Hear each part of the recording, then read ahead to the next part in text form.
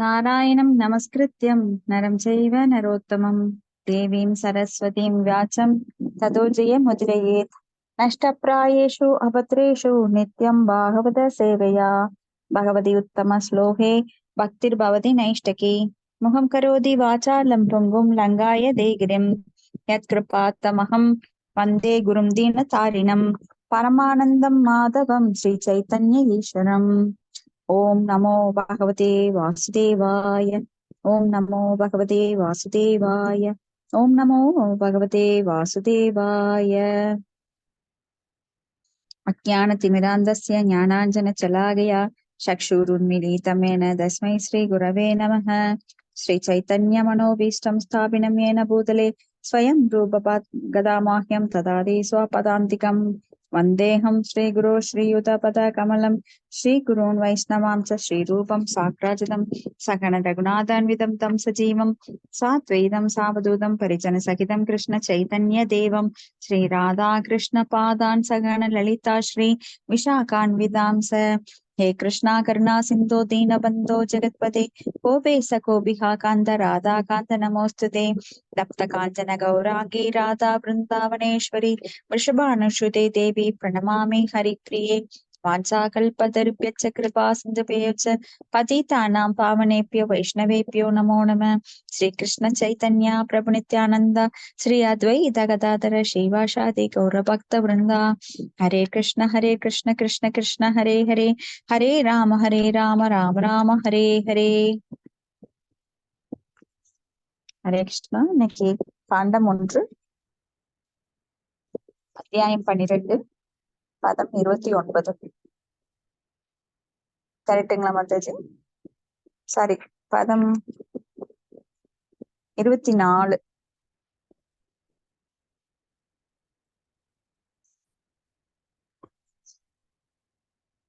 கரெக்டுங்களா?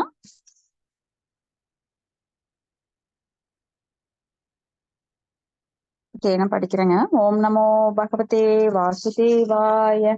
ஓம் நமோ பகவதே வாசுதேவாய. ஓம் நமோ பகவதே வாசுதேவாய. सर्वसद्गुण महात्म्ये एष कृष्णम् अनुव्रत रन्तिदेव इवोदरो ययादिरिव धार्मिक. இது படிச்சுட்டோம் 24. ரந்தி தேவரை போல இருப்பார் அப்படின்னு. இவர் பலி மகாராஜாவை போல இருப்பார், அதுவும் படிச்சுட்டோம்.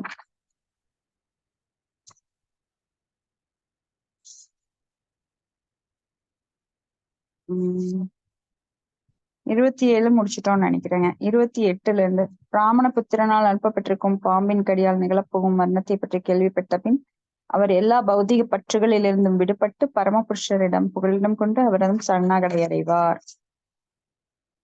இதுவும் படிச்சுட்டோம். 28வது ஸ்லோகம்.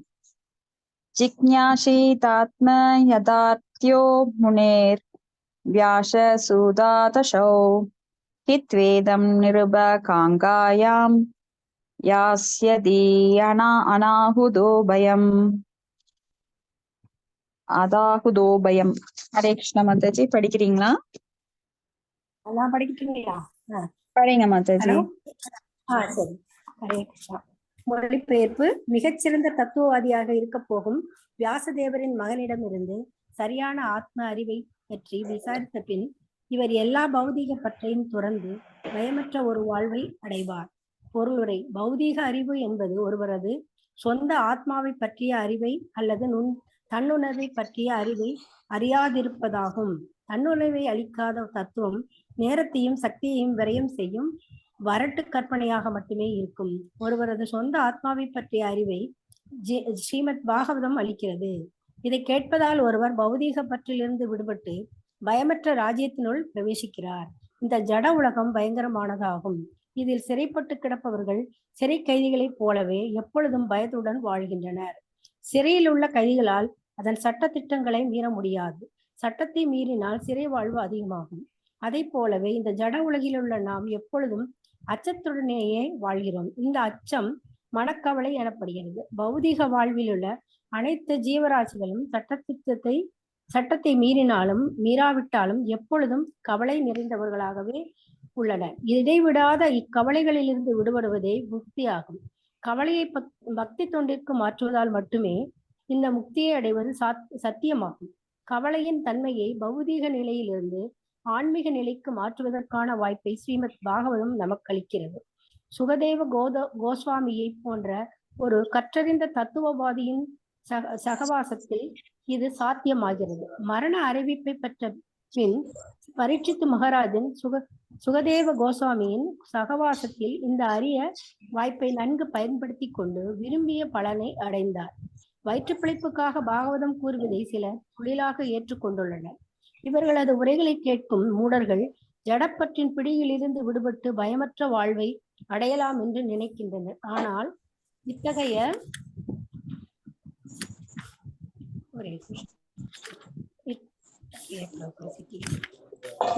கேள்விக்குரிய பாகவத வர்ணனைகளை கேட்டு ஒருவர் வழி தவறி சென்று விடக்கூடாது.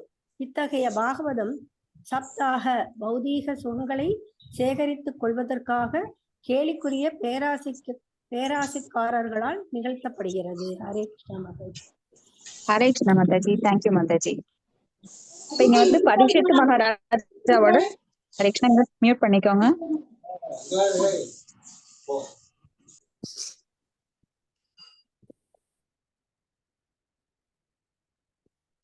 அப்போ இங்க வந்து வியாசதேவரோட மகனான சுகதேவ கோஸ்வாமி கிட்ட இருந்து பரீட்சித் மகாராஜா, யுதிஷ்ட மகாராஜனோட பேரன் பரீட்சித் மகாராஜா பாகவதத்தை கேட்டு பயமற்ற ஒரு நிலையை அடைவார். பயமற்ற வாழ்வு. இப்ப பௌதிகனாலே நம்மளுக்கு பயம்தான். எதிர்காலத்துல என்ன நடக்குமோ, நிகழ்ந்த கால துயரங்களை நினைத்து வருந்துவது, எதிர்காலத்தை நினைத்து பயப்படுவது, அடுத்த நிமிஷம் எப்படி போகுமோ, வீட்டுக்கு வெளியில போனவங்க திரும்பி வருவாங்களோ, என்னோட பிசினஸ் சக்சஸ் ஆகுமா, நான் நினைச்ச படிப்பு கிடைக்குமா, நான் நினைச்ச வாழ்க்கை கிடைக்குமா, இப்படி எல்லாவற்றிலும் பயம். நான் கல்யாணம் பண்ற பெண்ணு நான் எனக்கு சரியா இருப்பாளா, இப்படி நம்மளுக்கு வந்து எல்லா நிலையிலும் பாத்தீங்கன்னா இங்க ஒரு சூழ்நிலை நம்மளுக்கு முக்குணங்களால ஆட்டுவிக்கப்படுது. அப்ப நாம வந்து முக்குணங்களுக்கு ஆட்பட்டு நாம எப்பவுமே துயரத்திலேயே இருக்கிறோம். இந்த பௌதீக உலகம் அப்படின்னாலே துக்காலயம், அசஸ்வதம், அனித்தியம், அசூகம், இது எல்லாம் நிறைந்தது. அப்ப இதுல இருந்து எப்படி விடுபட முடியும்னா ஒரே ஒரு வழிதான். அதாவது பகவானை பற்றிய சிந்தையில் எப்பொழுதும் மூழ்கி இருப்பது. அதுதான் இங்க சுகதேவ கோஸ்வாமி பரீட்சித் மகாராஜ்க்கு உபதேசிக்கிறார். பரீட்சித் மகாராஜா அந்த 7 நாட்கள்ல மட்டும் பக்தியில கிடையாது, அவர் பிறப்பில் இருந்தே பக்தியுடன் இருந்திருக்கிறார். பகவானோட ஒரு தூய பக்தரா இருந்திருக்கார். அப்ப நாம இங்கெல்லாம் சட்டத்தை மீறினால் சிறைவாழ்வு அந்த நிலையில தான் இருக்கிறோம். ஆனா நம்ம எப்பவுமே சட்டத்தை மீறி கொண்டுதான் இருக்கிறோம். சட்டம்னா என்ன? நம்மளோட ஜீவனோட உண்மையான ஸ்வரூபம் ஜீவேன ஸ்வரூபஹய கிருஷ்ணேர நித்திய தாச. பகவானுக்கு சேவை செய்வதுதான் நம்மளோட ஒரே ஸ்வரூபம், உண்மையான நிலை. அதை மறந்து நாம சட்டத்தை மீறதுனால நாம இங்க அடிக்கடி துன்பப்பட்டுட்டு இருக்கிறோம். ஏன்னா சிறையில தண்டனை தான் கொடுப்பாங்க. சிறையில வந்து சுகங்கள் கொடுக்க மாட்டாங்க. அப்ப அந்த தண்டனைக்கு உட்பட்டுதான் நம்ம இங்க வாழ்ந்துட்டு இருக்கிறோம். ஆனா அதை வந்து எப்படி சரி பண்றது? இடைவிடாத இந்த கவலையிலிருந்து விடுபடுறதுக்கு ஒரே வழி முக்தி மட்டும்தான். அப்போ முக்திக்கு என்ன பண்ணணும்? பக்தி தொண்டு பண்ணணும். இதுதான் பௌதிக நிலையிலிருந்து நம்மளை ஆன்மீக நிலைக்கு மாற்றக்கூடும். அதுக்கு ஒரு வழி என்ன? ஸ்ரீமத் பாகவதம் நம்மளுக்கு அந்த வழியை நம்மளுக்கு கொடுக்குது. ஸ்ரீமத் பாகவதம், பகவத்கீதை அதெல்லாம் நம்மளுக்கு இதுக்கு உரிய வழியை காட்டுகின்றது. அப்ப வயிற்று பிழைப்புக்காக இந்த பாகவதத்தை சொல்லக்கூடாது. வயிற்று பிழைப்புக்காக பாகவதம் சொல்லுவது, 1 லட்சம் வாங்கிட்டு இப்ப கேரளால எல்லாம் பாத்தீங்கன்னா 1 வாரம் சப்தாகம், பாகவத சப்தாகம் நடைபெறும் அப்படின்னு சொல்லுவாங்க. ஏன்னா பாகவதம் தெரிந்து கேட்டாலும் தெரியாமல் கேட்டாலும் உங்களுக்கு பலன் தரும். இந்த பாகவதத்தோட ஒளி வந்து எங்கெங்க கேக்குதோ அது எல்லாமே தூய்மை பெறும். இப்ப நாம படிச்சுட்டு இருக்கிறோம் அப்படின்னா நம்மளை சுற்றி ஒரு 5 கிலோமீட்டருக்கு இந்த ஒளியோட வைப்ரேஷன் பரவும். அப்ப அங்க எல்லாமே தூய்மைப்படுத்தப்படுது, அந்த சூழ்நிலை தூய்மைப்படுத்தப்படுது. இப்ப பாகவதம் படிக்கிறதுங்கிறது சாதாரண செயல் கிடையாது. ஏன்னா பகவானுக்கும் பாகவதத்திற்கும் வித்தியாசம் கிடையாது. அவ்வளவு ஒரு பவர்ஃபுல் பாகவதம். ஆனா இதையவே கர்மகாண்டிகள் என்ன பண்றாங்க, கர்மகாண்ட செயல்களில் பலன் கருதும் செயல்களில் ஈடுபடுத்துறாங்க. இப்ப நிறைய பேரு பாகவதம் படிச்சா நல்லதுன்னு சொல்லிட்டு நிறைய புரோகிதர்களை கூப்பிட்டு, அந்தணர்களை கூப்பிட்டு பாகவதம் படிப்பாங்க. அதனால அவங்களுக்கு நிறைய செல்வம் வரணும், பிசினஸ்ல நல்லது நடக்கணும், குழந்தை பிறக்கணும், இப்படி தேவையில்லாத பௌதீக சுகங்களை அதிகரிக்கிறதுக்காக அவங்க பாகவத சப்தாகம்னு சொல்லிட்டு ஒரு வாரம் எடுப்பாங்க. அப்ப அந்த பிராமணர்கள் என்ன பண்ணுவாங்கன்னா, வேதங்களை படித்தவர்கள் பாகவதம் சொல்றோங்கிற பேர்ல, ஏன்னா பாகவதம் நாம பாக்குறோம் இங்க 12 காண்டங்கள் இருக்கு. 12 காண்டங்கள் 18 புக்கா நம்மளுக்கு கொடுத்திருக்கிறாங்க. இந்த 18 புக்கே 7 நாட்கள்ல வாசிக்கிறது எத்தனை சிரமம். ஏன்னா வருஷக்கணக்கா நாம ஃபர்ஸ்ட் காண்டம் படிச்சுட்டு இருக்கோம். ஆனா 18 காண்டங்களையும் ஒரு வாரத்துல சொல்றது அவங்களுக்கு ரொம்ப கஷ்டம். அதனால என்ன பண்ணுவாங்க, அங்கங்க விட்டு அங்கங்க ஏதாவது படிப்பாங்க. ஒவ்வொரு புக்ல ஒவ்வொரு சில பேஜ் படிப்பாங்க. அது எப்படி இருக்கும் நம்மளுக்கு, சும்மா ஏதோ பலன் கருதும் செயல்ல ஒரு ஃபார்மாலிட்டிக்காக அதுல ஈடுபடுறது. அப்படி பாகவதம் படிக்க கூடாது. பாகவதம் என்பது காதுகளால் அந்த இனிமையான அமிர்தம் பருகப்பட்டு ஹிருதயத்துல அது போய் உட்காரணும். அப்பதான் மனது தூய்மைப்படும். நாம சேர்த்து வச்சிருக்கிற கோடிக்கணக்கான பிறவிகளோட அழுக்கு கர்ம வினைகள் நீங்கும். பாகவதம் கேட்கறதுனாலயே அதான் சொன்னோம், கேட்கறது எவ்வளவு முக்கியமானது அப்படின்னு. 72,000 நாடிகளும் நம்மளுக்கு கேக்குது. கேட்கறது மிகப்பெரிய செயல். ஸ்ரவணம், கீர்த்தனம், ஸ்மரணம், பாத சேவனம், அர்ச்சனம், வந்தனம், தாசியம், சக்கியம், ஆத்ம நிவேதனம்னு பகவானுக்கு செய்கின்ற 9 பக்தி தொண்டுகள்ல முதன்மையானது ஸ்ரவணம். கேட்பதினாலேயே பக்தியில் நிலை பெற முடியும். சுன்வந்தி, அப்போ எப்பொழுதும் கேட்டுக்கொண்டே இருக்க வேண்டும். கேளுங்கள் கேளுங்கள் கேட்டுக்கொண்டே இருங்கள். அடுத்தது பதம் 29. இதி ராஜ்ன உபாதிஸ்ய விப்ரா ஜாதக கோவிதாக லப்தா சிதய சர்வே பிரதி சக்மு ஸ்வகான் கிருஹான். ஹரே கிருஷ்ணா. யார் படிக்கிறீங்க மாதாஜி? ஹரே கிருஷ்ணா. படிக்கிறீங்க மாதாஜி? படிங்க. இவ்வாறாக ஜோதிட அறிவியலும் பிறப்பு சட்டங்களை செய்வதனாலும் கை தேர்ந்தவர்கள் இக்குழந்தையின் எதிர்கால வரலாற்றை பற்றி யுதிஷ்ட மகாராஜாவுக்கு உபதேசித்தனர். பிறகு இதற்கு கைமாறாக போதுமான ஊதியத்தை பெற்றுக்கொண்டு பின் அவர்கள் அனைவரும் அவரவர் இல்லங்களுக்கு திரும்பி சென்றனர். பொருளுரை: வேதங்கள் பௌதீகம் மற்றும் ஆன்மீக அறிவு பொக்கிஷமாகும். இந்த அறிவை தன்னுணர்வு நோக்கமாக கொண்டாடுவதாகும். அதாவது வேதங்கள் நாகரீகம் அடைந்த மனிதனுக்கு எல்லா வகையிலும் வழிகாட்டியாக உள்ளது. மனித வாழ்வு எல்லா பௌதீக துன்பங்களிலிருந்தும் விடுபடுவதற்குரிய சிறந்த வாய்ப்பு என்பதால் அது பௌதீக தேவைகள் மற்றும் ஆன்மீக முக்தி ஆகிய இரு விஷயங்களிலும் வேதங்களின் அறிவால் நன்கு வழிநடத்தப்படுகின்றது. வேத அறிவுக்கான தங்களது அர்ப்பணித்துக் கொண்ட குறிப்பிட்ட நுண் அறிவு உள்ள பிரிவினர் விபர்ணர்கள் அல்லது வேத வல்லுநர்கள் என்று அழைக்கப்படுகின்றனர். வேதங்களில் வெவ்வேறு பிரிவுகள் உள்ளன. இவ்வாறு ஜோதிட சாஸ்திரமும் மருத்துவ சாஸ்திரமும் சாதாரண மனிதனுக்கு முக்கியமான தேவைகள் ஆகும். எனவே சமுதாயத்திற்கு வழிகாட்டியாக பிராமணர்கள் எனப்படும் நுண்ணறிவாளர்கள் வேத அறிவின் வெவ்வேறு பிரிவினை கற்றறிந்தனர். இத்தகைய நுண்ணறிவாளர்கள் தனுர்வேதம் எனப்படும் போர்க்கலைகளை கூட கற்றறிந்தனர். மேலும் விபர்ணர்கள் துரோணாச்சாரியார் மற்றும் கிருபாச்சாரியார் போன்றவர்கள் கூட இத்தகைய யுக்த கல்வி ஆசிரியர்களாக இருந்தனர். இங்கு குறிப்பிடப்பட்டுள்ள விபர என்னும் சொல் கவனிக்கத்தக்கதாகும். விபரர்களுக்கும் பிராமணர்களுக்கும் சிறிய வித்தியாசம் உண்டு. விபரர்கள் கர்ம காண்டம் கை தேர்ந்தவர்கள் ஆவார்கள். இவர்கள் வாழ்வின் பௌதீக தேவைகளை நிறைவேற்றி கொள்வதற்கு சமூகத்திற்கு வழிகாட்டுகின்றனர். ஆனால் பிராமணர்களோ ஆன்மீக அறிவின் நிபுணர்கள் ஆவார்கள். இப்பிரிவில் ஞான காண்டம் என்று அழைக்கப்படுகின்றது. இதற்கு மேலாக இருப்பது உபாசன காண்டமாகும். இக்காண்டத்தின் உச்சகட்டமே பகவான் விஷ்ணுவின் பக்தி தொண்டாகும். மேலும் பூர்ணத்துவத்தை அடையும் பிராமணர்கள் வைஷ்ணவர்கள் என்று அழைக்கப்படுகின்றனர். வெவ்வேறு குணங்களில் வழிபாடுகளில் விஷ்ணு வழிபாடு உயர்ந்ததாகும். முன்னேற்றமடைந்த பிராமணர்கள் பகவானின் உன்னத அன்பு தொண்டில் ஈடுபட்டுள்ள வைஷ்ணவர்கள் ஆவார். இவ்வாறாக பக்தி தொண்டின் விஞ்ஞானமாகிய ஸ்ரீமத் பாகவதம் வைஷ்ணவர்களுக்கு மிக பிரியமானதாகும். மேலும் ஸ்ரீமத் பாகவதத்தில் ஆரம்பத்தில் விளக்கப்பட்டதிலே போல இது வேத ஞானத்தின் பழுத்த பழம். 3 காண்டங்கள் கர்ம, ஞான மற்றும் உபாசன மேற்பட்ட உயர்ந்த பாடங்களின் பொருளை கொண்டதாகும். கர்ம காண்ட நிபுணர்களுக்கிடையே விபரர்கள் எனப்படும் ஜாதக நிபுணர்கள் ஒரு பிரிவினர் ஆவார். இவர்கள் ஒரு குழந்தையின் பிறந்த நேரம், நட்சத்திரம் போன்றவற்றை கொண்டே அக்குழந்தை எதிர்காலத்தின் சரித்திரம் முழுவதும் கூறிவிட முடியும்.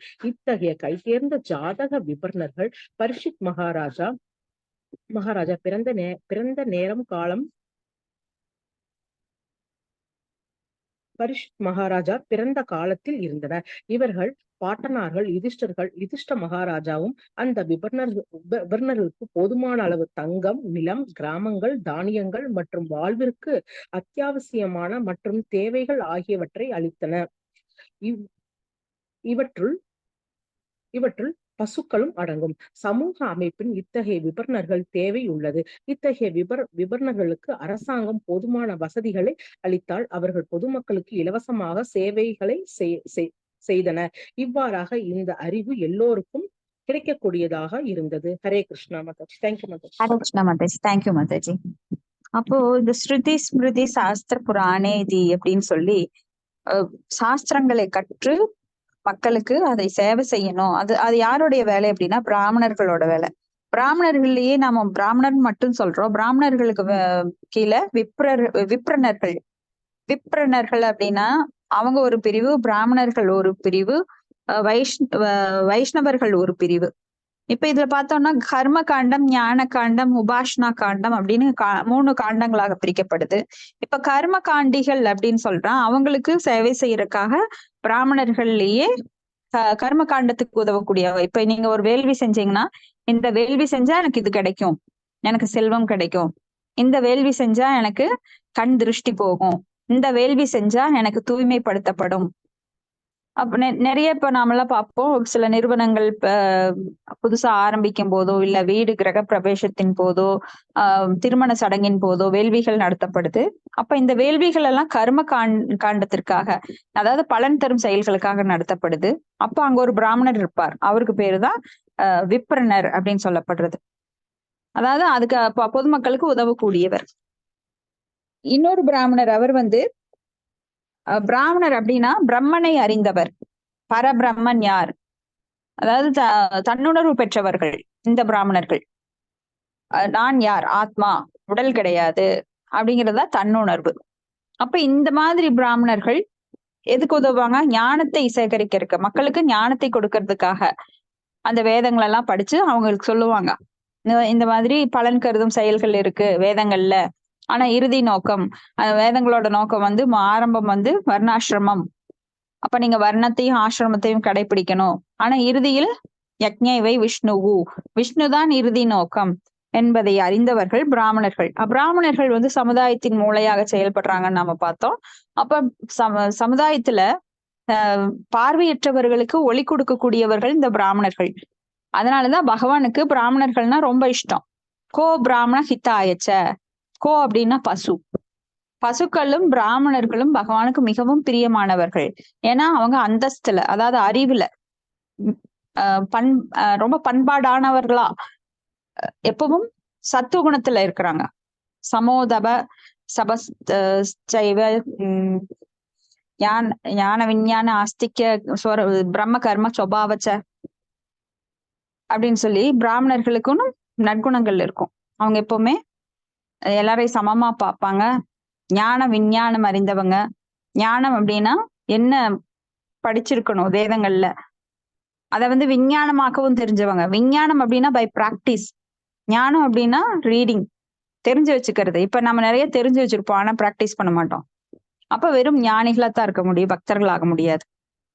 இப்ப பக்தர்களுக்கும் ஞானிகளுக்கும் வித்தியாசம் இருக்கு. அதுதான் 3வது உபாசன காண்டா. உபாசன காண்டா அப்படிங்கிறது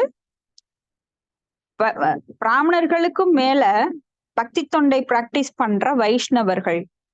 வைஷ்ணவர்கள் அப்படின்னா அவங்க தூய பக்தி தொண்டு, எதையும் எதிர்பார்க்காத அந்நிய அபிலாஷித சூன்யம், எந்த அபிலாஷங்களும் கிடையாது. சூன்யமா இருக்கும் அவங்க மனசு. சூன்யம்னா அந்த மனசுல எந்த ஒரு இருமைகள் கிடையாது, பற்று கிடையாது, வெறுப்பு கிடையாது. ஆனா பகவான் மேல பிரேமையை வளர்த்துக்க கூடியவங்களா இருப்பாங்க. பகவானுக்காக எதையும் செய்யக்கூடியவங்களா இருப்பாங்க. இப்ப வைஷ்ணவர்கள்னா டோட்டலா நாம கூட வைஷ்ணவர்கள் தான். அதுலயும் பல நிலைகள் இருக்கு. நாம நேத்து பார்த்தோம். அதுல பல பிரிவினர், கனிஷ்ட பக்தர், மத்தியம பக்தர், உத்தம பக்தர் அப்படின்னு நிறைய வெரைட்டிஸ் இருக்கு. அந்த கனிஷ்ட பக்தர்கள், உத்தம பக்தர், மத்தியம பக்தர்கள்லயே பாத்தீங்கன்னா அது பல நிலைகள் இருக்கு. ஏன்னா ஒரு ஸ்டூடெண்ட் இப்ப செகண்ட் ஸ்டாண்டர்ட் படிக்கிறாங்கன்னா ஒரு 100 ஸ்டூடெண்ட்ஸ் இருக்குன்னா 100 ஒரே லெவல்ல நம்ம நிக்க வைக்க முடியுமா? ஒருத்தர் ஃபர்ஸ்ட் ரேங்க், ஒருத்தர் second rank, up to 100 rank வரைக்கும் இருக்காங்க. சோ அத நம்ம படிப்படியா ஒரு சின்ன வித்தியாசம் தான் இருக்கும். ஆனா படிப்படியா அவங்கள 100 லெவல் வரைக்கும் சொல்லலாம்.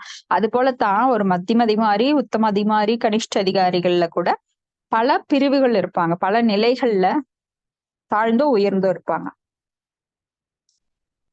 அப்ப அந்த காலத்துல எல்லாம் இந்த மாதிரி ஜோதிடம் சொல்லக்கூடிய பிராமணர்கள் அந்த காலத்துல பியோரா இருந்தாங்க. ஏதோ பேரளவு படிச்சுக்கிட்டு மந்தாகசும் மந்த மதையும் மந்த பாக்கியகை உபத்திரதுக்கான இந்த கலியுகத்துல இருக்கிற மாதிரி மந்த புத்தி படைத்தவர்கள் கிடையாது. கொஞ்சம் ஷார்ப்பா இருந்தாங்க. சத்தியயுகத்துல, திரேதா யுகத்துல, துவாபர யுகத்துல. படிப்படியா என்னாச்சுன்னா அதெல்லாம் கம்மியாயிடுச்சு. இப்ப இருக்கிற ஜோதிடர்கள் ஓரளவுக்கு தான் சொல்ல முடியும்.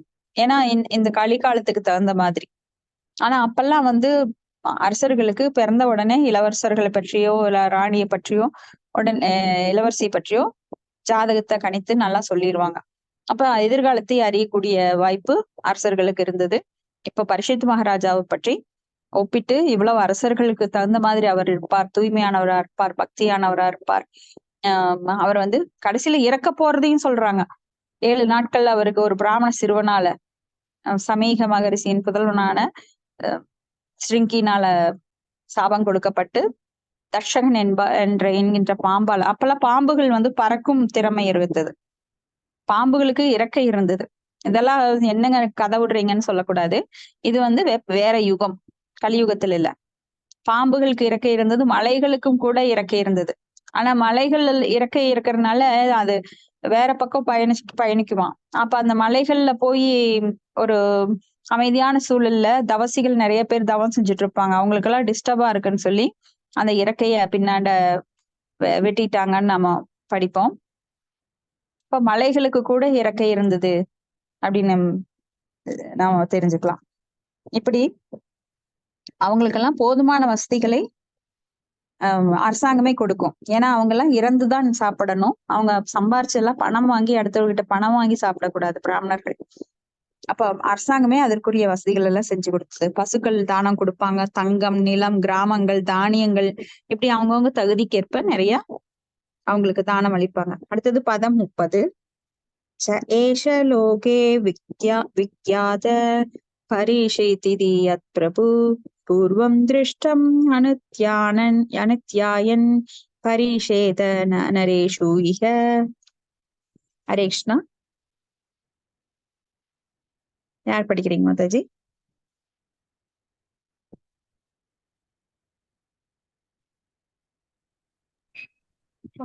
மாதாஜி நானே படிக்கிறீங்களா மாதாஜி? படிங்க மாதாஜி. ஹரே கிருஷ்ணா. ஓம் நமோ பகவதே வாசுதேவாய. மகாசிவ ஜெய். மொழிபெயர்ப்பு. எனவே பிறப்பிற்கு முன் அவர் கண்ட இந்த நபரை தேடும் முயற்சியில் அவர் எல்லா மனிதர்களையும் சோதித்து பார்க்க வருவார் என்பதால் உலகின் அவர் பரிஷ்டித் என்னும் புகழ் பெற்றவர் ஆவார். இவ்வாறாக அவர் இடைவிடாமல் பகவானின் மனதில் சிந்தித்துக் கொண்டிருப்பவர்.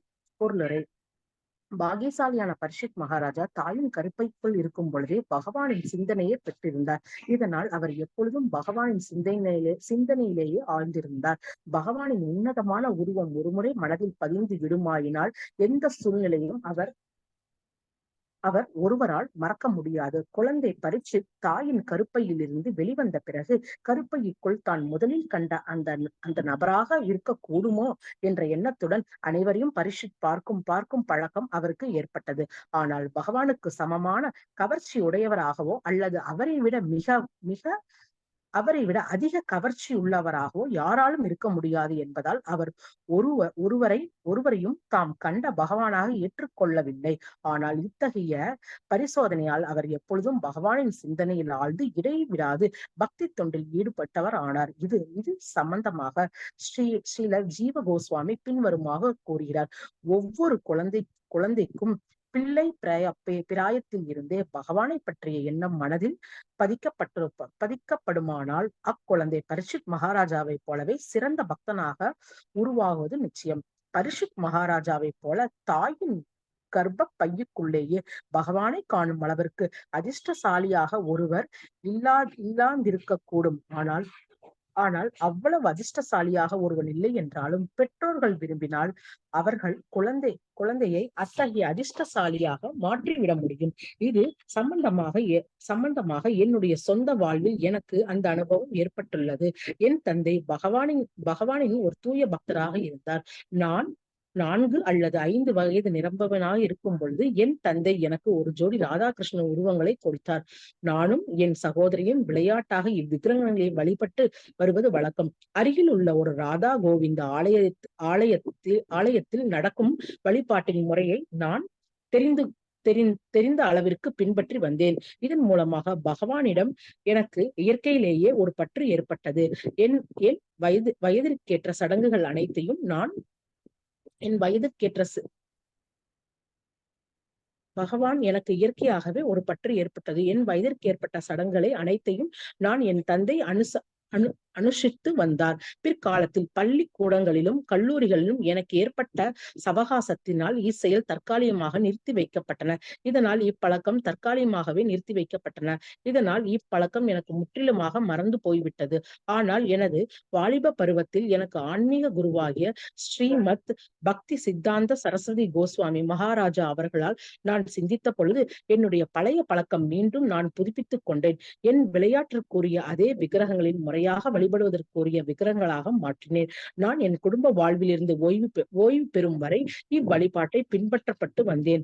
பரந்த மனம் உடையவராக என் தந்தை இவ்விதிகளை முதலில் என் இதயத்தில் பதித்தார். இது பிறகு என் ஆன்மீக குருவால் ஒழுங்குபடுத்தப்பட்டு பக்தி தொண்டாக மாற்றப்பட்டது. இத்தகைய தெய்வீக உறவை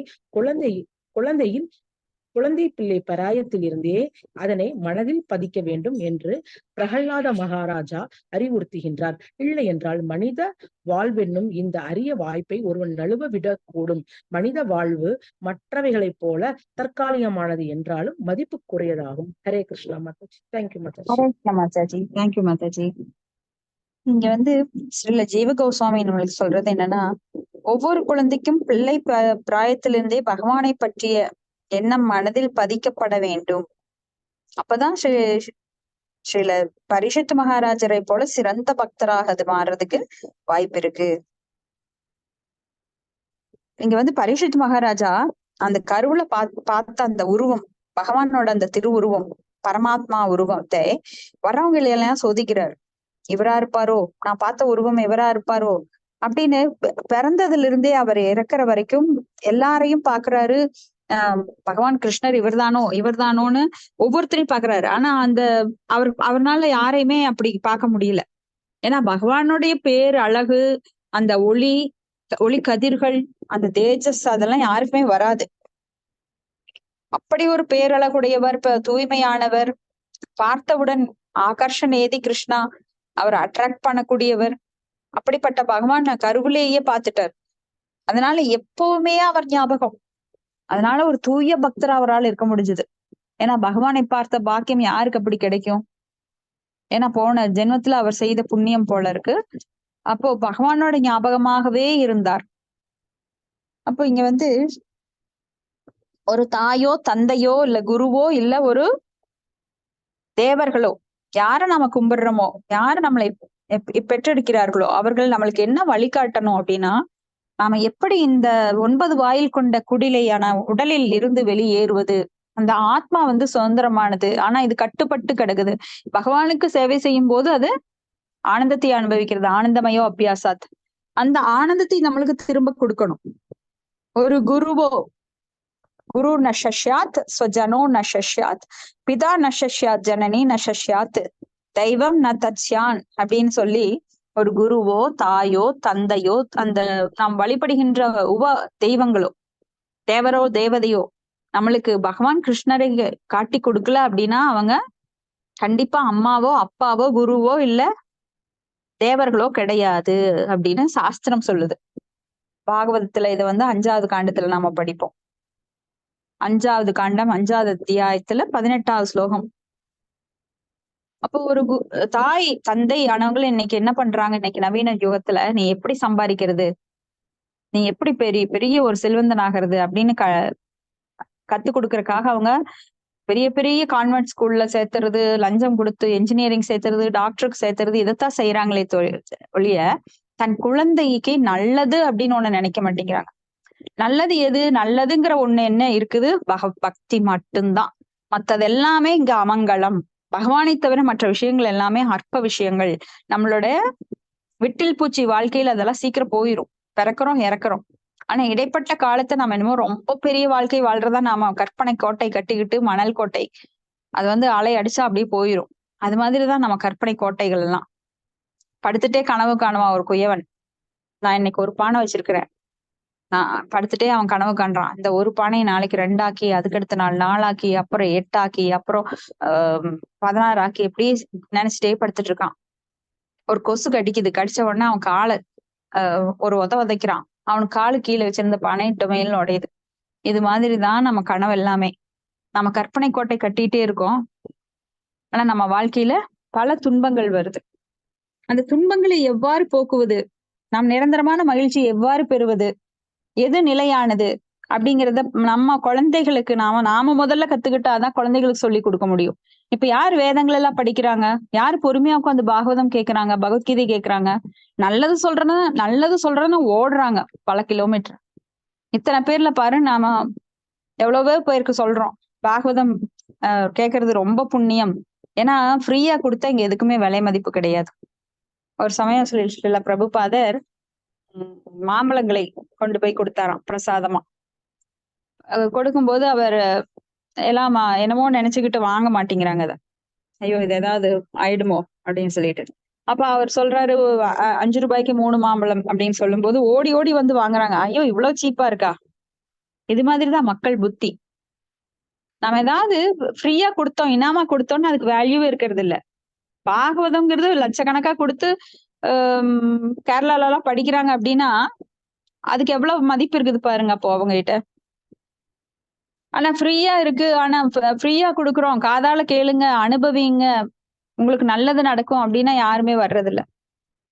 அப்போ இங்க இலவசமா எது நல்லது கொடுத்தாலும் எடுத்துக்கிறது இல்ல மக்கள். ஆனா நம்ம பாருங்க, ஓடுறாங்க நிலை இல்லாத ஒண்ணுக்காக ஓடிட்டு இருக்காங்க. இந்த காசு அப்படிங்கிற ஒரு வெற்று பேப்பருக்காக ஓடிட்டு இருக்காங்க. அதுல என்ன கிடைக்குது? அவங்களுக்கு துன்பம் கிடைக்குது, பெருமளவு துன்பம் கிடைக்குது, சிற்றின்பம் கிடைக்குது. அந்த சிற்றின்பத்தை அவங்க நிரந்தரமா நினைக்கிறது தான் ஒரு அறிவீனம், தமோகுணம். இப்ப இங்க மனித வாழ்வினும் இந்த அரிய வாய்ப்பை ஒருவர் நழுவவிடக் கூடும். மனித வாழ்வு மற்றவர்களைப் போல் தற்காலிகமானது என்றாலும் மதிப்பு மிக்கதாகும். மற்றவற்றை போல நித்தியம் கிடையாதுங்க. ஆன்மீக உலகில்தான் எல்லாம் நித்தியமானது. இந்த ஜட உலகில எல்லாமே அனித்தியம், எல்லாமே இங்க நிரந்தரமற்றதுதான். மனித உடலும் நிரந்தரமற்றது. நம்ம ஆத்மா தான் நிலையானது. ஆத்மாக்கு பிறப்போ இறப்போ கிடையாது. இந்த உடலை மட்டும் ஆத்மா மாற்றுகின்றது. அதைத்தான் நாம பிறப்பு இறப்புங்கிறோம். அப்போ அந்த மனித ரூபம் மிகவும் அரிதானது. அரிதறிது மானிடராய் பிறத்தல் அரிது. அதனினும் அரிது கூன் குருடு செவிடி நேத்து பிறத்தல் அரிது. அதனினும் அரிது தானமும் தவமும் செய்தல் அரிது. அதனினும் அரிது ஞானமும் கல்வியும் பெற்றல் அரிது. கல்வினா என்ன? பௌதிக கல்வி கிடையாது. என்ஜினியர், டாக்டர், IAS, IPS அதெல்லாம் கிடையாது. இது இந்த ஞானம் எனும் கல்வி வேதங்களை பற்றியது, பகவத்கீதை பாகவதம் பற்றிய நுணுக்கமான செய்திகளை கொண்டது. இதை பெறுதல் அரிது. அடுத்தது பதம் 31. ஷராஜபுத்ரோ வவ்ருதே ஆசு சுக்ல இவோடுப ஆபூரியமான பித்ருபி காஷ்டாபேரிவசோ அன்பகம். மொழிபெயர்ப்பு. சந்திரன் அதன் வளர்ப்பிறையில் நாள்தோறும் வளர்ச்சியடைவதைப் போலவே ராஜகுமாரரும் பரீட்சித்தும் அவரது காவலர்களான பாட்டனாரின் முழு கண்காணிப்பின் கீழ் மிக விரைவாக செழிப்புடன் வளரத் துவங்கினார். பதம் 32. யசமானோஹ அஸ்வமேதேன ஜாதி துரோக இஷயா ராஜலப்த தனோதத்யௌ நான்யத்ர கரதண்டயோக. ஹரே கிருஷ்ணா. படிக்கிறீங்க மாதாஜி. படிங்க மாதாஜி. மொழிபெயர்ப்பு. இதே சமயத்தில் உறவினர்களுடனான சண்டையினால் விளைந்த பாவங்களிலிருந்து விடுபடுவதற்காக ஓர் அஸ்வமேத யாகத்தை செய்வதை பற்றி யுதிஷ்டிர மகாராஜன் யோசித்தார். ஆனால் அபராதங்கள் மற்றும் வரிப்பணம் ஆகியவற்றை தவிர கூடுதலான நிதி இல்லாதிருந்ததால் சிறிது நிதியை திரட்ட வேண்டுமே என்ற கவலை அவருக்கு உண்டாயிற்று. பொருளுரை. பிராமணர்களுக்கும் விபரர்களுக்கும் அரசாங்கத்திடமிருந்து நிதி உதவி பெறும் உரிமை இருந்ததைப் போலவே பிரஜைகளிடமிருந்து அபராதங்களையும் வரி பணங்களையும் வசூலிக்கும் உரிமை நாட்டின் தலைமை அதிகாரிக்கு இருந்தது. குருட்சேத்திர யுத்தத்திற்கு பின்னர் நாட்டின் கஜானா காலியாகிவிட்டது என்பதால் அபராதங்களாலும் வரிகளாலும் திரட்டப்பட்ட நிதியை தவிர கூடுதலான நிதி இருக்கவில்லை. அத்தகைய நிதிகள் அரசாங்க வரவு செலவுகளுக்கு மட்டுமே போதுமானவையாக இருந்தன. அஸ்வமேத யாகத்தை நிறைவேற்றுவதற்கு கூடுதலான நிதி இல்லாததால் வேறு ஏதேனும் வழியில் அந்த நிதியை திரட்ட வேண்டும் என்ற கவலை அரசருக்கு உண்டாயிற்று. பீஷ்மதேவரின் உபதேசத்தின்படி இந்த யாகத்தை யுதிஷ்டிர மகாராஜன் நடத்த விரும்பினார். ஹரே கிருஷ்ணா மாதாஜி. தேங்க்யூ மாதாஜி. ஹரே கிருஷ்ணா. இங்க வந்து பிராமணர்கள் விற்பனர்கள் எல்லாருமே அரசாங்க உதவியை தான் எதிர்பார்த்துட்டு இருந்தாங்க. அவங்களுக்கு தனியா வந்து போய் பணம் சம்பாதிக்கணுங்கிற சட்டம் அப்ப கிடையாது. அப்ப இங்க வந்து குருஷேத்திர போர்க்களத்துக்கு அப்புறம் யுதிஷ்டிர மகாராஜா அரசவையில அரியணையில பதவி ஏற்கிறார். ஆனா அங்க நிதி கிடையாது. ஏன்னா ஒரு பெரிய போர் நிகழும் போது, உலகத்திலேயே பெரிய போர்னா குருஷேத்திர போர் தான். எவ்வளவோ கோடி மக்கள் அதுல வந்து தங்கள் உயிரை இழந்தார்கள் அப்படின்னு நாம சரித்திரத்துல பாக்குறோம். ஏன்னா பூமியோட பாரம் அதிகமாகும் போது பகவான் கிருஷ்ணர் யதாஹி தர்மஸ்ய கிளானிர்பவதி பாரத அப்யுக்தானாம் அதர்மஸ்ய ததாத்மானம் சுஜாமியகம் பரித்ராணாய சாதுனாம் விநாசாய சதுஷ்கிருதாம் தர்ம சம்ஸ்தார்பணார்த்தாய சம்பவாமி யுகே யுகே அப்படின்னு சொல்லி யுக யுகங்களாக தர்மத்தை காப்பதற்காகவும் பக்தர்களை காப்பதற்காகவும் அவர் அடிக்கடி தோன்றுகிறார் அப்படின்னு பார்த்தோம். அப்ப இங்க வந்து ஒரு போரை ஏற்படுத்துவதன் மூலமாகத்தான் இந்த பூமி பாரத்தை கம்மி பண்ண முடியும். அவ்வாறு பகவான் வந்து பூமி பாரத்தை கம்மி பண்றதுக்காக அந்த பெரிய போரை அவரே உருவாக்குறார். ஏன்னா அவரால் முடியாதது எதுவுமே கிடையாது. அவர் சமாதானம் பண்ண போகும்போது துரியோதனனை இந்த போர் இல்லாம பண்ணிருக்க அவரால் முடியும். ஆனா அவருக்கு அதுல விருப்பம் இல்லை. ஏன்னா துரியோதனன் ஆட்சியில அவருக்கு சமாதானம் கிடையாது. அப்ப ஒரு தூயவன், ஒரு பக்தன் யுதிஷ்டரோட தலைமையில அங்க ஒரு பெரிய அரசாங்கம் ஏற்படுத்தப்பட வேண்டும் என்பதற்காக அவர் அந்த போரை முன்னின்று நடத்துகிறார். ஆனா மறைமுகமா, நான் எந்த ஆயுதத்தையும் எடுக்க மாட்டேன், நான் மட்டும் இப்ப இருப்பேன், ஆனா நான் எந்த ஆயுதத்தையும் எடுக்க மாட்டேன்னு சொல்லி. அப்போ துரியோதன் வந்து பகவான் கிருஷ்ணரோட படைகளை எடுத்துக்கிறான். அதுதான் பெருசா இருக்குன்னு. ஏன்னா பகவானோட அருமை அவனுக்கு தெரியல. ஆனா அர்ஜுனன் பக்தன் மற்றும் நண்பன் என்கிறதுனால பகவான் நம்ம கிட்ட இருந்தா போறோம், எந்த ஒரு பொருளும் வேண்டியதில்லை. அதை நாம பார்த்தோம். ராகே கிருஷ்ணா மாரே கிருஷ்ணா ராகேகேன்னு. பகவான் என்ன நினைக்கிறாரோ அவரால் அதை அப்பவே செய்ய முடியும். யாரை கொல்லணும்னு நினைக்கிறாங்களோ அவங்கள யாராலும் காப்பாற்ற முடியாது. யாரை காப்பாத்தணும்னு நினைக்கிறாரோ அவங்கள என்னதான் மரண தேவன் அன்னைக்கு வந்து எடுக்கணும் அப்படின்னாலும் மரண தேவனாலேயே முடியாது. அப்புறம் சாதாரண மக்களால் எப்படி முடியும்? அப்ப பகவான் நினைச்சா எதுவுமே முடியும். ஒரு தன் பக்தனை காக்கிறது மட்டும்தான் பகவானோட வேலை. அடுத்தது பதம் 33. அந்த காலத்துல அஸ்வமேத யாகம், ராட்சிய யாகம் போன்ற பெரும் யாகங்கள் எல்லாம் நடத்துறதுக்கு பல பொருட்கள் தேவைப்படும், அந்தணர்கள் தேவைப்படுவாங்க, புனிதமான இடம் தேவைப்படும், அந்த யாகங்கள்ல போடுறதுக்கு குதிரைகள் தேவைப்படும், பல பொற்காசுகள் இருந்தாதான் அதெல்லாம் முடியும். ஏன்னா அந்த யாகங்கள் சரியாக நடத்தப்படும் போதுதான் நல்ல மழை வரும். தேவர்கள் எல்லாம் அவங்களுக்கு உண்டான அந்த காற்று மழை அதெல்லாம் அந்தந்த பீரியட்ல கரெக்டா தருவாங்க. அப்ப மழை வரும்போதுதான் விவசாயத்துல பயிர்கள் உற்பத்தி ஆகும். அந்த பயிர்கள் உற்பத்தி ஆகிறத மறுபடியும் அவங்க தேவர்களுக்கு அர்ப்பணிப்பாங்க. தேவர்கள் அதை பகவான் கிருஷ்ணருக்கு அர்ப்பணிப்பாங்க. அதன் மூலமா அந்த யாக சக்கரம் அப்படியே சுழன்று கொண்டே இருக்கும். விதிக்கப்பட்ட கடமைகள் மூலமாக யாகங்கள், யாகங்கள் மூலமாக மழை, மழை மூலமாக தானியங்கள், தானியங்கள் மூலமாக மறுபடியும் அதை தேவர்களுக்கு அர்ப்பணிப்பது. அப்ப தேவர்களோட ஆசீர்வாதத்தால மறுபடியும் அந்த இயற்கை சமன்படுத்தப்படும். இப்படி தேவர்களுக்கும் மக்களுக்கும் ஒரு அண்டர்ஸ்டாண்டிங், ஒரு புரிந்துணர்தல் மூலமாக தேவர்களுக்கு படைக்க வேண்டும். நமக்கு என்ன கிடைச்சதோ அதை தேவர்களுக்கு படைக்கணும். ஆனா கலியுகத்துல எல்லாமே பகவான் கிருஷ்ணருக்கு படைக்கப்படுவதன் மூலமாக யாகம் நிறைவேற்றப்படுகின்றது. எப்படி? பிரசாதமாக. இப்ப நாம செய்யற எந்த உணவாக இருந்தாலும் சரி, பகவானுக்கு படைச்சு உண்ண வேண்டும். அந்த படைக்கப்படுற உணவுல வெங்காயமோ கார்லிக்கோ அதெல்லாம் இருக்கக்கூடாது. நான்வெஜ் எல்லாம் இருக்கக்கூடாது. பத்திரம் புஷ்பம் பழம் தோயம் யோமே பக்தியா பிரயச்சதே தத்தகம் பக்தி அக்குருதம் அஸ்னாமி பிரைதாத்மனக அப்படின்னு ஒரு பூவோ இலையோ இல்ல காயோ கனியோ அது போருன்றார். ஆனா சாஸ்திரத்துல ஏற்படுத்தாத படைப்புகளை எல்லாம் நாம இப்போ எடுத்துக்கிறோம். சாஸ்திரத்துல சொல்லப்படாதவை என்ன? ஒரு மிருகத்தை கொலை பண்ணக்கூடாதுன்னு சாஸ்திரம் சொல்லுது. ஆனா இங்க மிருகத்தை கொன்னு நாக்குருச்சிக்காக இன்னைக்கு எங்க பாரு மது, மாமிசம், சூது போன்ற அக்கிரமங்கள் எல்லாம் நடந்துட்டு இருக்கு. அடுத்தது பதம் 33. தத்தபிப்ரேதம் ஆலஷ்ய பிராதரோ அச்சுத ஜோதிதாக தனம் பிராஹீனம் ஆஜர்ஹுர் உதீச்யாம் திதீத் பூரிச்சஹ. ஹரே கிருஷ்ணா. யார் படிக்கிறீங்க?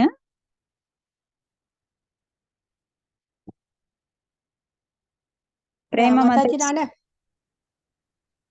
படிங்க, நீங்களே படிங்க மாதாஜி. ஓகே மாதாஜி. மொழிபெயர்ப்பு.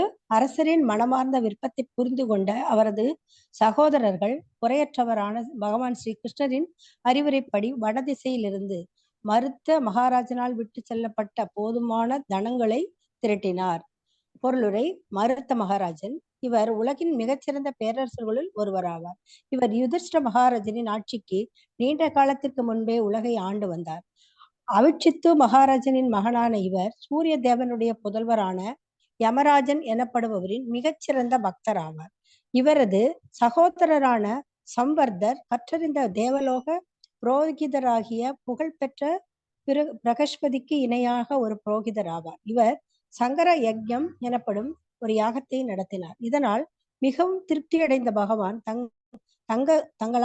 தங்கத்தாலான ஒரு மலை சிகரத்தையே பொறுப்பை அவரிடம் ஒப்படைத்தார். இந்த தங்கச்சிகரம் இமய மலைகளுக்கிடையில் எங்கோ உள்ளது. மேலும் நவீன சாகசக்காரர்கள் இமய மலைகளுக்கிடையில் உள்ள இத்தங்க சிகரத்தை கண்டுபிடிக்க முயற்சிக்கலாம். இவர் மிகவும் சக்தி வாய்ந்த ஒரு பேரரசர் என்பதால் ஒவ்வொரு நாளும் யாகம் முடியும் வேளையில் இந்திரன், சந்திரன் மற்றும் பிரகஸ்பதிக்கு போன்ற மற்ற உலகங்களைச் சேர்ந்த தேவர்கள் அவரது அரண்மனைக்கு சென்று வருவது வழக்கம். அந்த தங்கச்சிகரமே இவரிடம் ஒப்படைக்கப்பட்டதால் இவர் போதுமான தங்கத்தை பெற்றிருந்தார். யாக பீடத்தின் மேல்கட்டு முற்றிலும் தங்கத்தால் செய்யப்பட்டிருந்தது. அவரது தினசரி யாக சடங்கிற்கு தேவையான சமையல் வேலையை துரிதப்படுத்துவதற்காக சில வாயுலோக வாசிகள் வரவழைக்கப்பட்டனர். மேலும் சடங்கில் பங்கேற்கும் தேவர்களுக்கு விஸ்வதேவர் தலைவராக இருந்தார். இவரது இடைவிடாத புண்ணிய செயல்களால் இவரது இராஜ்யத்திரங்களிலிருந்து எல்லா வகையான வியாதிகளையும் இவரால் வெளியேற்ற முடிந்தது. தேவலோகம் மற்றும் பித்ருலோகத்தை போன்ற உயர்கிரக வாசிகள் அனைவரும் மிகச்சிறந்த அவரது யாகங்களால் திருப்தி அடைந்தனர். ஒவ்வொரு நாளும் அவர் படுக்கைகள், ஆசனங்கள், வாகனங்கள் மற்றும் போதுமான அளவு தங்கம் போன்றவைகளை கற்றறிந்த பிராமணர்களுக்கு தானம் செய்து வந்தார். இவரது தாராளமான தான தர்மங்களையும் எண்ணற்ற யாகங்களையும் கண்ட ஸ்வர்கராஜரான இந்திரதேவன் அவரிடம் முழு திருப்தி அடைந்து அவருக்கு நன்மை செய்ய விரும்பினார்.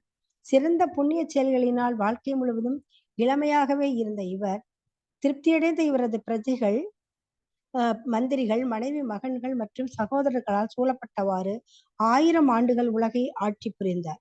புண்ணிய செயல்களில் இவருக்கு இருந்த ஆர்வத்தை பகவான் ஸ்ரீ கிருஷ்ணரே புகழ்ந்திருக்கிறார். தமது ஒரே மகளை அங்கிரா மகரிஷிக்கு திருமணம் செய்து வைத்தார்.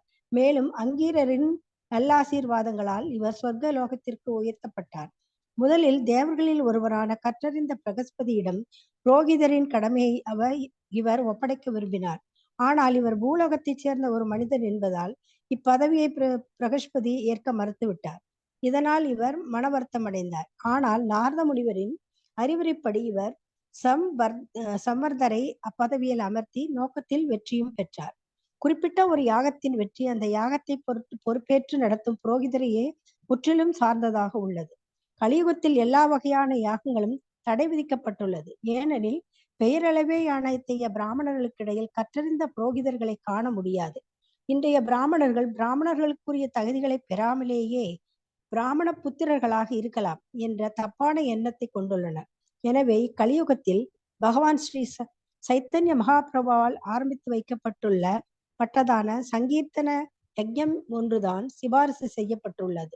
ஹரே கிருஷ்ணா மாதாஜி. ஹரே கிருஷ்ணா மாதாஜி. இங்க ராஜசூய யாகம், அஸ்வமேத யாகம் போன்றவற்றை நிறைவேற்ற வேண்டும் அப்படிங்கிறது யுதிஷ்ட மகாராஜரோட விருப்பம். ஏன்னா அவர் ரொம்ப ஃபீல் பண்றாரு, குருச்சேத்திர போர்க்களத்துல நான் நிறைய உயிர்களை கொன்னுட்டேன், நான் ஒருத்தன் அரியாசனம் ஏறுறதுக்காக இத்தனை பேர் நான் பழி வாங்கிட்டேனேன்னு அவருக்கு ஒரு கில்ட்டி ஃபீலிங். ஆனா கிருஷ்ணர் எல்லாம் பீஸ்மர் போன்றவர்களெல்லாம் எவ்வளவோ எடுத்து சொல்றாங்க, இல்ல இது நீ செய்யல, நிமித்த மாத்திரம் பவ சவ்ய சாட்சினே, நீ ஒரு கருவிதான், பகவானோட கையில நீ ஒரு கருவிதான், நீ செஞ்சதா நீ எடுத்துக்காத, நீ செய்யும் செயல்கள் எல்லாம் அர்ப்பணம் பண்ணுன்னு சொல்றாங்க. ஆனாலும் ஒரு தூய பக்தர் என்ன நினைக்கிறாரு அப்படின்னா, அவர் எப்பவுமே நான் தப்பு செஞ்சுட்டேன்னு ஒரு தூய பக்தர் தன்னை எப்பவுமே தாழ்த்தி கொள்வார், தன்னை உயர்த்தி கொள்றது கிடையாது. இந்த இப்பெல்லாம் நம்ம நவீன யுகத்துல பாக்குறோம், யாராவது ஒரு செயல் செஞ்சுட்டா அதை நான் தான் செஞ்சேன், அந்த புகழ் எனக்கு வரணும், பெருமை வரணும் அப்படின்னு போட்டி போட்டுட்டு நிப்பாங்க.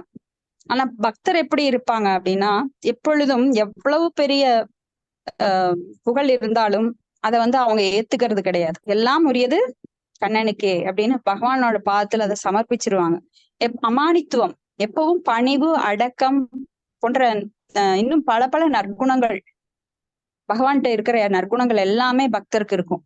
அப்ப பக்தர் எப்போதும் தன்னை உயர்த்தி கொள்வதில்லை, தன்னை தாழ்த்தி கொள்கிறார். ஆனா ஜட உலகில யார பாத்தீங்கன்னாலோ, ஒரு நடிகர் ஆகட்டும், அரசியல்வாதி ஆகட்டும், ஒரு சாதாரண மனிதர்கள், ஒரு புகழ், ஒரு காலேஜ்ல டாப் லிஸ்ட்ல இருக்கேன், ஒரு நல்ல மார்க் வாங்கிட்டேன் அப்படின்னு ஒரு ஸ்கூல் ஸ்டூடெண்ட் ஆகட்டும், வீட்டுக்குள்ள ஒரு பெண்ணோ ஆணோ, நான் தான் உயர்ந்தவள், நான் சொல்றத நீ கேட்கணும், நீ சொல்றத நான் கேட்கணும் அப்படின்னு எல்லாருமே தனக்கு பெருமையை அவங்களா தேடிக்கிறாங்க.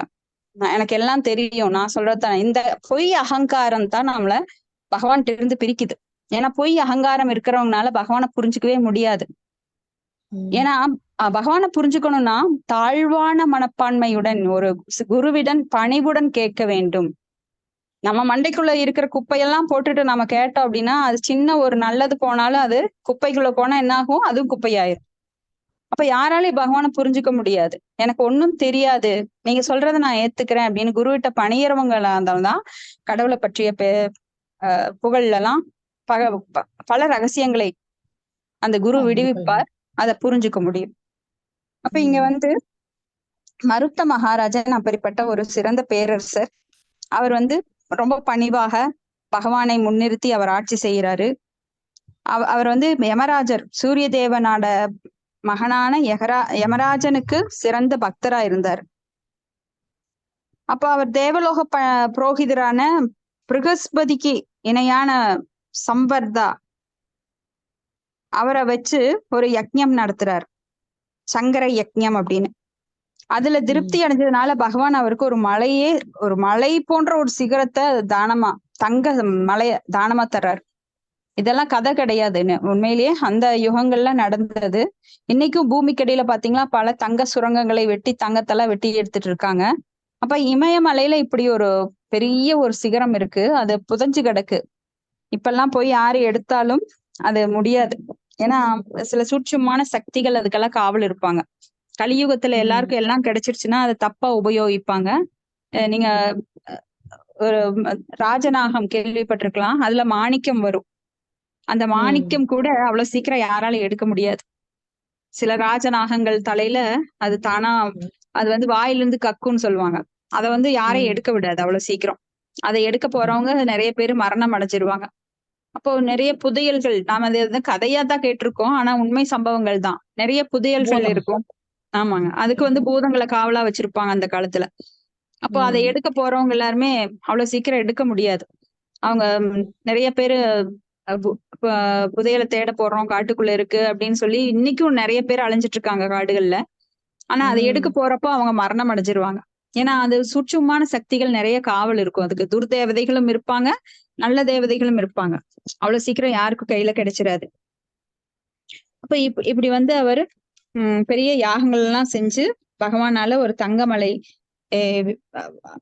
பரிசா வாங்கியிருக்காரு. இப்ப வந்து இங்க யுதிஷ்ட மகாராஜர் யாகம் செய்ய விரும்புறாரு. ஆனா அவர்கிட்ட எந்த ஒரு வசதியும் இல்லை. ஏன்னா குருட்சேத்திர போர்க்களத்துல நிறைய பொருள் செலவு விரயமாயிடுச்சு.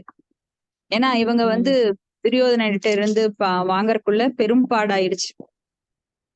அவங்களுக்கு துரியோதனன் செல்வங்களை எல்லாம் கொடுக்கல. இப்ப கூட நாம பார்க்கலாம், ஒரு அரசாங்கம் மாறி இன்னொரு அரசாங்கம் வர்றப்போ முந்தைய அரசாங்கம் இருக்கிற கஜானாவை காலி பண்ணிட்டு தான் போவாங்க. அடுத்த அரசாங்கம் வர்றப்போ ஒண்ணுமே இருக்காது. அவங்க ஏதாவது திட்டங்கள் எல்லாம் நிறைவேற்றலாம் அப்படின்னு பார்த்தா அவங்க கையில ஒண்ணும் இருக்காது. உடனே என்ன பண்ணுவாங்க, நம்ம மேல வரிய போடுவாங்க.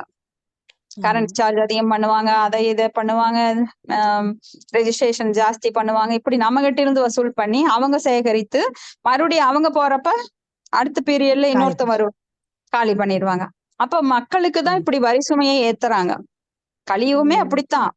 கலியுகத்துல வந்து வரி சுமைகள் ஏற்றப்பட்டு மக்களை ரொம்ப கஷ்டப்படுத்துவாங்களாம். ஆனா அந்த காலத்துல மன்னர்கள் அப்படி கிடையாது. அப்ப யுதிஷ்ட மகாராஜா இந்த தங்க குவியலை பகவான் கிருஷ்ணர் காட்டி கொடுக்கிறார். நீ போய் அங்கிருந்து எடுத்துட்டு வா அப்படின்னு சொல்லி.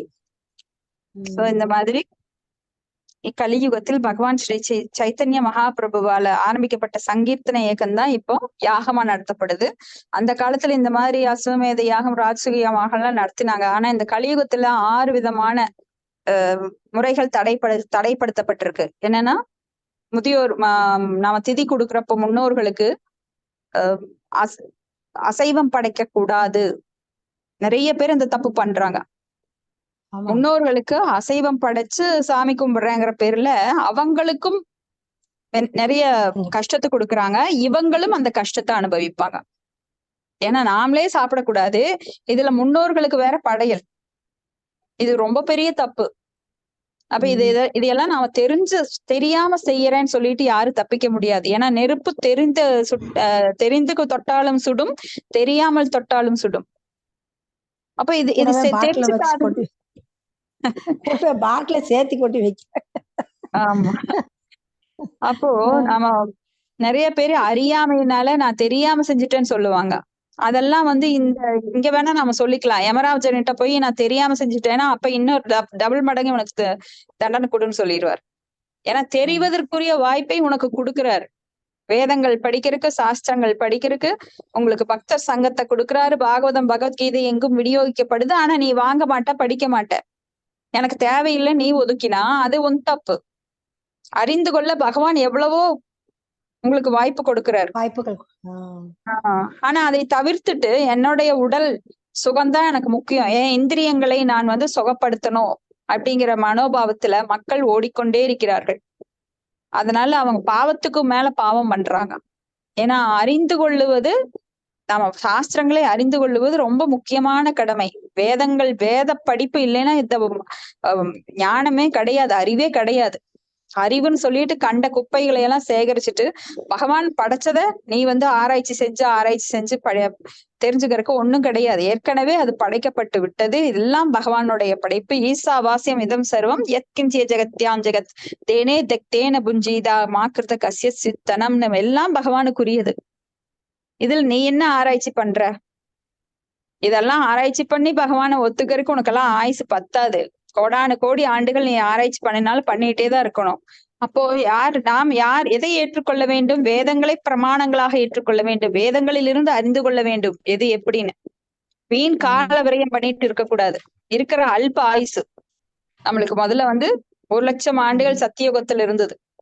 அதுக்கப்புறம் திரேதா யுகத்துல 10,000, அது துவாபர யுகத்துல 1000 ஆண்டுகள். இப்ப வந்து மனுஷனுக்கு 100 ஆண்டு. 100 ஆண்டுல 50 வயசுக்கு மேல போனாலே போனஸ். அவ்வளவு நோய்கள் வந்தாச்சு, அவ்வளவு ப்ராப்ளம் இருக்கு, மன உளைச்சல் இருக்கு. அந்த சிறிய காலத்துக்குள்ள நாம என்னென்ன கேதர் பண்ணணும், ஞானத்தை அறிந்து கொள்ள பக்தர்களோட சங்கம் எடுத்துக்கணும், சத் சங்கம் எடுத்துக்கணும், நிறைய தெரிஞ்சுக்கிட்டு நாம வேத பிரகாரம் எப்படி வாழ முடியும் என வாழ்க்கையை முறைப்படுத்தி கொள்ள வேண்டும். ஓடுறேன் ஓடிட்டே இருக்கேன், ஒரு நாள் செத்துட்டேன், மறுபடியும் பிறப்பெடுக்கிறேன் அப்படின்னு மறுபடியும் அதுக்குள்ளேயே வீழக்கூடாது. ஜென்ம மிருத்தி ஜரா வியாதின்னு. சோ அது புத்திசாலித்தனம் கிடையாது. புத்திசாலி என்பவன் பிரம்மனை அறிந்து தனது வாழ்க்கையை பக்குவப்படுத்தி கொள்ள வேண்டும். அதனாலதான் 6 விதமான தடைகள் என்ன? முன்னோர்களுக்கு மாமிசம் படைக்கக்கூடாது. இந்த கலியுகத்துல அப்பெல்லாம் ஒருத்தருக்கு குழந்தை இல்லைன்னா அவங்க தமையன் மூலமாக குழந்தை பெற்றுக்கொள்ளலாம், அது தடை செய்யப்பட்டிருக்கு.